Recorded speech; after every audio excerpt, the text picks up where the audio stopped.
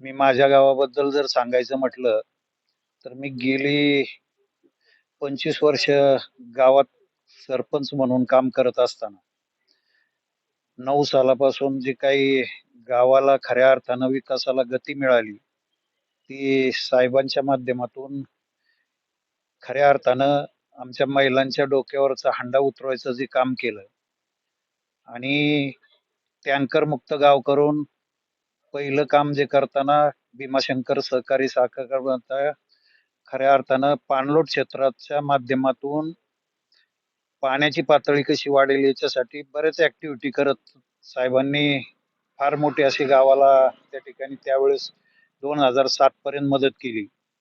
दूरदृष्टी किंवा गाव परत हे तिकडं जोडल किंवा आपल्याला उद्या इकडचं मतदान होईल, परंतु दूरदृष्टी असणारा नेता त्यावेळेस 9ला गाव जोडलं, परंतु त्याच्या अगोदर खऱ्या अर्थानं या ठिकाणी काम करण्याला सुरुवात साहेबांनी केली.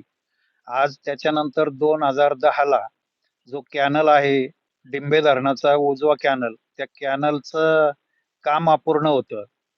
मलठणपर्यंतच पाणी येत होतं आणि 86 किंवा किलोमीटर त्या ठिकाणी असणारं पाणी त्या ठिकाणी पुढं परवानगी फॉरेस्टच्यामुळं राहिलेलं होतं. मग निमगाव भोगी असेल, पुढची डोक सांगवी असेल, सोने सांगवी, अहमदाबाद याच्यासाठी साहेबांनी फार मोठी अशी त्या ठिकाणी असणाऱ्या आपल्या मंत्रिपदाचा आणि असणाऱ्या सहकाऱ्यांना त्या ठिकाणी मीटिंग घेऊन एक एक मंजुरी दिली आणि फॉरेस्टचं काम होऊन 10 साली त्या ठिकाणी आमच्या सोनारमळा तळ्यात पाणी आलं आणि आमची खऱ्या अर्थानं त्या ठिकाणी पाणी योजना ही गावात राबवल्याच्या नंतर आज जलजीवनच्या माध्यमातून 3,60,00,000 रुपयाची असणारी योजना चालू आहे आणि त्या योजनेच्या माध्यमातून यापूर्वीचं असणारं टँकर असणारं गाव हे पूर्णतः टँकर मुक्त करण्यात साहेबांचं फार मोठं योगदान आहे. पण परंतु कालच्या सभेनंतर प्रसार माध्यमांवरती बोगदा हा विषय मतदारांना पडलेला प्रश्न आहे नेमका. हा बोगदा हा विषय काय आहे? बोगदा हा विषय आम्ही पाहतोय गेली 2 महिन्यापासनं बोगद्याच्या विषयावरती विरोधक त्या ठिकाणी मतं मिळवण्यासाठी वेगवेगळ्या पद्धतीने स्टेटमेंट देत आहे, पण त्या स्टेटमेंटमध्ये देत असताना एक वाक्यता नाहीये, की काही जण म्हणतात की आता असणाऱ्या परवा रोहित पवारांचं जे काही स्टेटमेंट आपण पाहिलं सर्व त्या ठिकाणी प्रसार माध्यमातून, की मी त्या ठिकाणी बोगदा करणारच आणि असणारा कर्जत जामखेडला असणाऱ्या कॅनलचं डिंबे धरणाचं कुकडीचा जो प्रकल्प आहे त्याच्यातून पाणी डिंब्याचा बोगदा करून माणिकडोहमध्ये त्या ठिकाणी ती नेणार. परंतु ज्यावेळेस प्रतिनिधी असणारे समोरचे जे उमेदवार आहे ते स्टेटमेंट देत असताना म्हणतात की त्या ठिकाणी ग्रामसभेचा ठराव असल्याशिवाय म्हणजे पाणी त्या ठिकाणी बोगद्याला परवानगी मिळत नाही. म्हणजे हे एक विसंगती आहे आणि साहेबांनी खऱ्या अर्थानं ज्या वेळेस की दुष्काळ असणारा 72चा डोळ्यासमोर ठेवून परत माझा मतदारसंघ त्या ठिकाणी उजाड होऊ नये म्हणून खऱ्या अर्थानं जी भूमिका बजावत आहे की बोगदा हा विषय जो काय आहे तो होऊ न देण्यासाठी साहेबांनी जी काय आजची भूमिका घेतलेली आहे. पवार साहेबांचं प्रेम हे आम्हाही कार्यकर्त्यांना त्या ठिकाणी आहे, परंतु खऱ्या अर्थानं आजचा जो विषय आहे तो आमच्या असणारा पाणी प्रश्नात 60% शेती ही बागायत झालेली आहे. काही ठिकाणी ऊस लागवड 25% झालेली आहे. बारमाहीपेक्षा 8माही बागायत त्या ठिकाणी करून साहेबांनी फार मोठं योगदान दिलेलं आहे. त्यामुळं कधीही आमचा असणारा समाज हा त्या ठिकाणी ग्रामस्थ मतदार साहेबांना विसरू शकत नाही. अशा पद्धतीचं या ठिकाणी वातावरण आहे आणि आम्ही सर्वजण त्या ठिकाणी येथे विस्तार केला. एक चांगल्या पद्धतीनं साहेबांना मदत करण्याचं सर्वसामान्य मतदार जो आहे, महिला भगिनी आहे, ही त्यांच्या बरोबर ती राहणार आहे. परंतु कालच्या सभेनंतर पवार साहेबांनी या ठिकाणी वळसे पाटलांना ते जनतेला आवाहन केले की साहेबांना या ठिकाणी पाडा म्हणून. तर आपण या मताशी सहमत होऊन कसे पाहता? अ, पवार साहेबांनी जरी कालच्याला आवाहन केलं असेल, तरी त्या ठिकाणी उद्याच्या दृष्टीनं पवार साहेब स्वतः या ठिकाणी आमचा एखादा प्रश्न असेल, आता चाललेली आमची ही कामं आहे, विकास कामं. आपण समोर पाहताय त्या ठिकाणी असणारं 5.5 कोटी रुपये रस्त्याचं काम या ठिकाणी वळसे साहेबांनी एक छोट्याशा गावाला त्या ठिकाणी दिलेले आहे. यापूर्वी दळणवळणाच्या व्यवस्था असतील, अनेक त्या ठिकाणी सांगितलेली कामं ते बाबा किती सांगितले ते कमीच आहे. परंतु असणाऱ्या याच्यामध्ये पवार साहेबांनी जरी आवाहन केलं असेल, तरी त्या ठिकाणी त्या आव्हानाला निश्चित रूपानं पवार असणाऱ्या या ठिकाणी आम्ही सर्वजण मानत असताना वळसे साहेबांना त्या ठिकाणी विकासाच्या माध्यमातून उद्या आम्ही पवार साहेबांचं काही काम घेऊन जाऊ शकत नाही. असणारं काम हे आम्हाला वळसे पाटलांकच घेऊन जावं लागणार आहे. जी गाव आहेत, शिरूर असेल, आंबेगाव असेल आणि अजूनही पंचक्रोशीच्या गावला असतील, ती दुष्काळग्रस्त झाल्याशिवाय राहणार नाही. बाबा आपलं वय, 60 आमदार कोण आहे? आमदार दिलीप वळसे पाटील. कामे काय आहेत वळसे पाटलांची? वळसे पाटलांची सगळीच कामं होतात. ही कामं काय? हे रोडची कामं झाली, पाणी आपलं पाईपलाईनची कामं चालू आहे. परत ही किरकोळ कामं चालूच आहे त्यांची काही ना काही. सोने सांगवीत हवा कोणाची? वळसे पाटलांची. वळसे पाटलांची हवा आहे. तरी झाले काय मतदारांची बोलकी प्रतिक्रिया आहे की आपण अजून काही नागरिकांशी संवाद साधणार आहोत.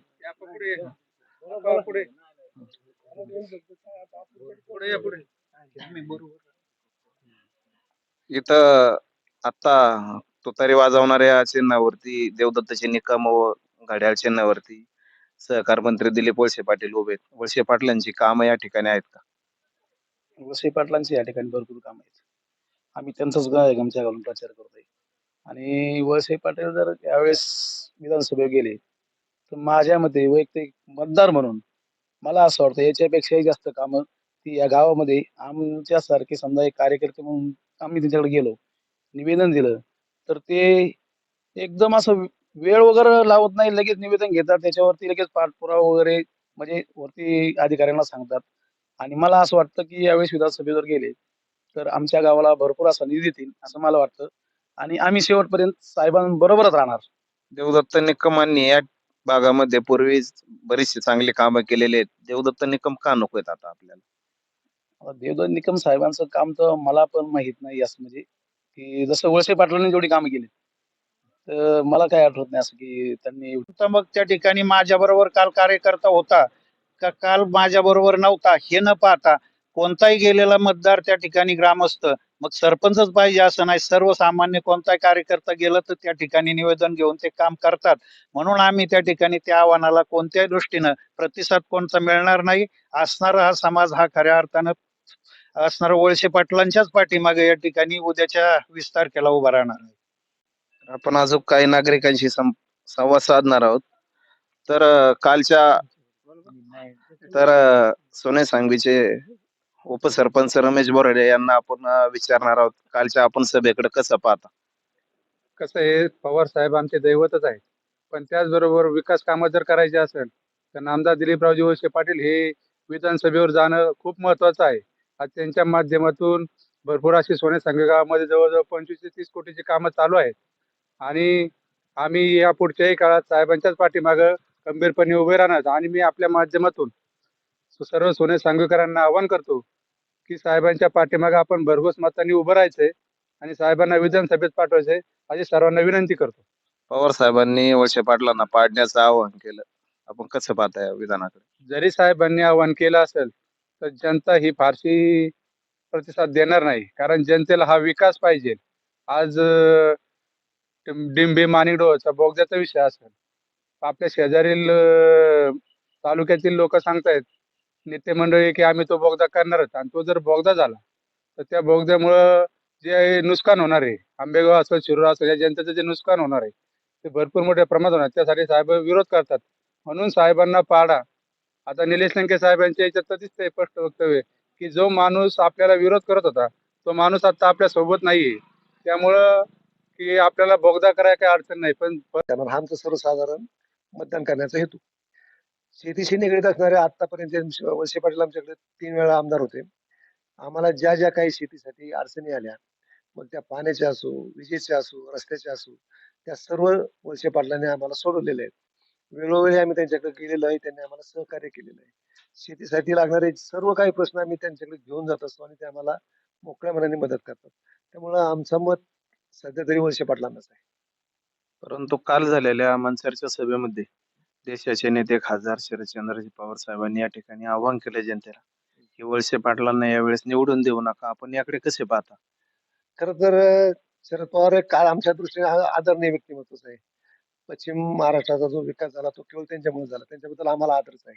आता एवढ्या मोठ्या व्यक्तींनी बोलल्यावर त्यांच्या बोलण्यावर आम्ही प्रतिक्रिया देणे ते आम्ही जरी मोठे नसलो, तरी पण जर समजा वळसे पाटलांना ते म्हणत होते की निवडून देऊ नका, मग त्यांनी सांगायला लागत होतं ना ते काय करणार म्हणून. आमचा मूळ प्रश्न आहे पाण्याचा.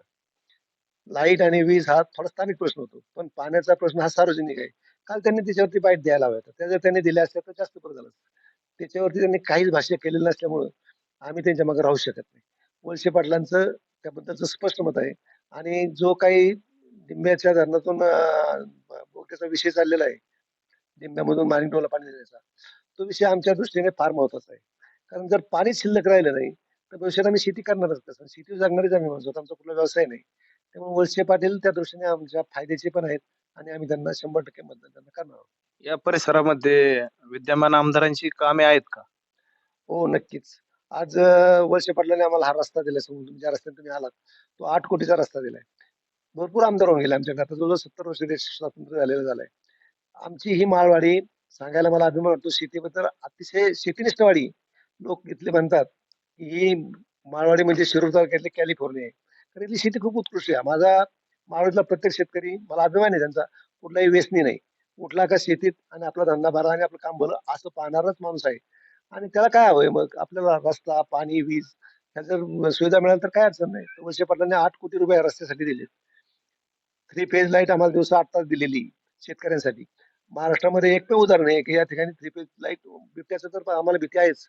परंतु शेतकऱ्याच्या दृष्टीने ते फायद्याचं आहे. 8 तास त्यांनी लाईट दिवसा दिलेली आहे.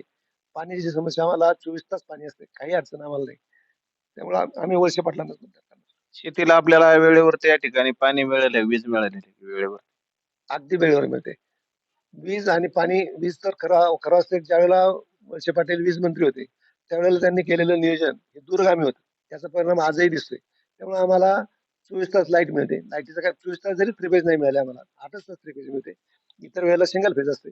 परंतु सिंगल फेज जरी असेल तरी आमच्याकडे 24 तास लाईट असते. आम्हाला पाण्याची काहीच अडचण येत नाही. सिंगल फेज मोटर चालतात, 3 फेज मोटर चालतात. नदीला पाणी असतं, रस्त्याची व्यवस्था आहे. सगळं काही अवेलेबल असल्यामुळे वळसे पाटील सोडून दुसऱ्याला मतदान द्यायचं काय कारणच नाही. देवदत्त निकम अनेक वेळा बोलतात, की या ठिकाणी मी पण भरपूर या ठिकाणी थोडक्यात कामं केलेली आहेत. तर आता आपण वळसे पाटलांची निवड करत असताना निकम आपल्याला का नकोय? निकम ही निकम व्यक्ती म्हणून खूप चांगले आहेत. त्यांनी कारखाना चांगला चालवला. त्यांनी मार्केट कमिटी चांगली चालवली. जरी त्यांनी चालवली असेल, तरी परंतु आज वळसे पाटील आणि निकम या दोघांची गुरु शिष्यांची तुलनाच होऊ शकत नाही. शेवटी गुरु हा गुरुच असतो आणि शिष्य हा शिष्यच असतो. निकम साहेबांनी जरी फायदा द्यायचं ठरवलेलं असलं, तरी पण तो वळसे पाटलांनी काहीच आमचं वाईट केलेलं नसतं. त्यांना आम्ही का सोडावं? पहिल्यापासून इथून पाठीमागे काही आम्हाला निकम साहेब नव्हते. वळसे पाटीलच होते. इथून पाठीमागे त्यांनी आम्हाला अतिशय चांगली साथ दिलेली असल्यामुळं इथून पुढे आम्ही त्यांना का सोडावं? सोडण्यासाठी काही कारणच नाही ना. निकम साहेबांना त्यांचीच काहीच चुकीच नाही. त्यांना का सोडायचं आहे? निकम साहेबांना जर समजा वळसे पाटील चुकले असते, तर मग निकम साहेबांना झालंच. पण वळसे पाटलांची आम्हाला काहीच चूक दिसत नाही. सगळ्या प्रकारचं सहकार्य होते. आम्हाला सगळं काही मिळते. सगळं मिळत असताना त्यांना का सोडायचं? पवार साहेबांची साथ सोडल्याची जनतेमध्ये या ठिकाणी चीड दिसून येत नाही. राजकारण आहे. राजकारणामध्ये कोण कोणाची साथ सोडेल. काही व्यक्तिगत कारणे असू शकतात, काही राजकीय कारणे असू शकतात. आमच्यासारख्या शेतकऱ्याला इतक्या खोलात जायचं काही कारण नाही, कारण आम्ही काही एवढा मोठा नेता नाही.